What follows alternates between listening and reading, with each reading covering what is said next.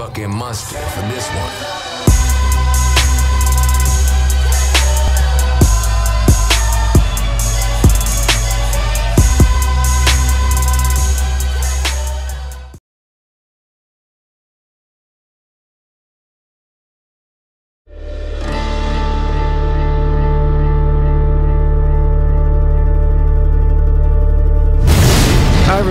I'm Roland Lesterlin, the game director for Just Cause 3, and welcome to the beautiful Mediterranean island chain of Medici. As Rico Rodriguez, you'll explore all 400 square miles of this vast open world. But right now, let's just jump straight into free fall towards the town of Alba. At Avalanche Studios, we love building huge sandbox worlds, and everything you see here on the screen you can travel to. The hills, the mountains, the beaches, you name it, what you see, you can go straight to it. The story behind Medici is that it's being held under the brutal control of the dictator General Di Ravello. And as you can see, his domineering presence can be felt throughout all the towns and the villages. Inspiring a revolution to free the people is no simple task for any ordinary citizen. But Rico is no ordinary person. With his unique tools of destruction and large arsenal of weaponry, it's entirely up to you on how you want to free the people. It can all start with toppling one of the classic symbols of General Di Ravello's rule.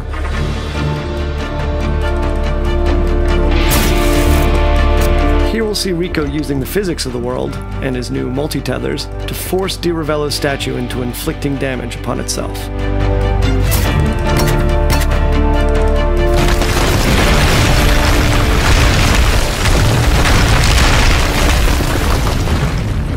Alright, so with the statue destroyed and Di Ravello's tyrannous grip on the town of Alba no longer quite so tight, let's have a look at Rico's new upgraded grapple.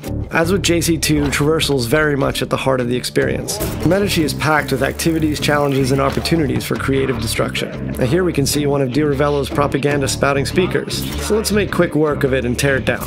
Using his tethers, Rico is able to rip chaos objects like this from their supports.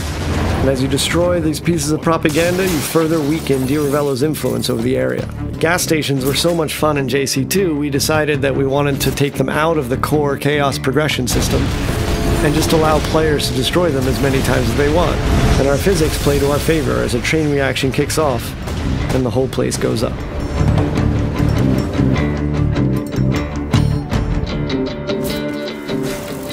Let's take advantage of Rico's brand new wingsuit, which completes Rico's set of aerial abilities alongside the grapple and parachute. As you can see here, the sense of speed with the wingsuit deployed is unparalleled, and with the right terrain we can cover huge distances very quickly. Just as with the parachute, Rico can use his grapple to pull himself along, thus giving him an additional speed boost, and have tons of fun doing it. Let's apply a little out-of-the-box thinking with one of the many airborne vehicles in the game. Rico can fly anything, so hijacking this jet really isn't an issue. And this might be a multi-million-dollar military plane, but in Rico's hands, it's a very big and expensive bullet. Alright, so we've blown up the refinery and we've seen the cascade of destruction. Now let's take to the roads in a souped-up sports car. In Just Cause 3, there are over 80 different air, land, and sea vehicles for you to drive, crash, do whatever you want with. Our driving model has been completely overhauled since Just Cause 2, giving players more control over the vehicles themselves as well as increasing their destructibility. And of course, there are numerous race challenges for you to play that will allow you to unlock vehicle-based mods to improve your rides. We're not a racing game, so going off-road in our world can be lots of fun.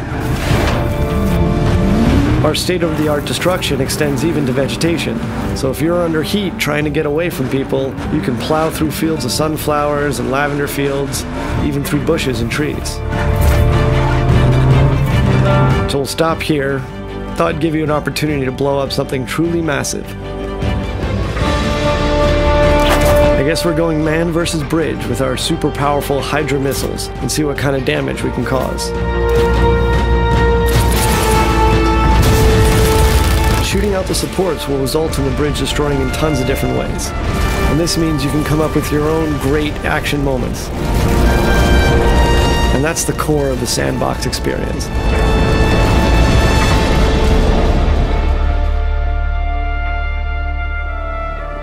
With the bridge out of commission, Rico can focus on the next objective.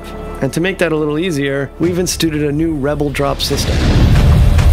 The Rebel Drop system allows Rico to order weapons and vehicles at a moment's notice via airdrop. This beautiful and peaceful flight offers us another opportunity to show off a new feature, and that's our new stunting system. So we moved away from the specific authored points on vehicles from JC2 and allowed the player total freedom on top. So if you jump out onto the plane, you can actually walk around the plane wings themselves. And of course, the plane itself can be used as a means of destruction. Maybe we should get off the plane first.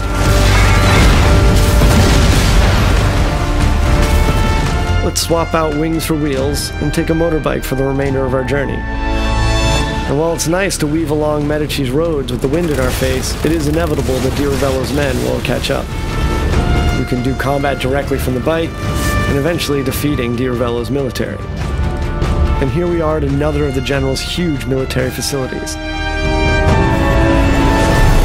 So let's put all of Rico's abilities and tools to the test, and take down Vigilator Sud's huge communication spires and satellite dish, and cripple the General's hold on Sirocco.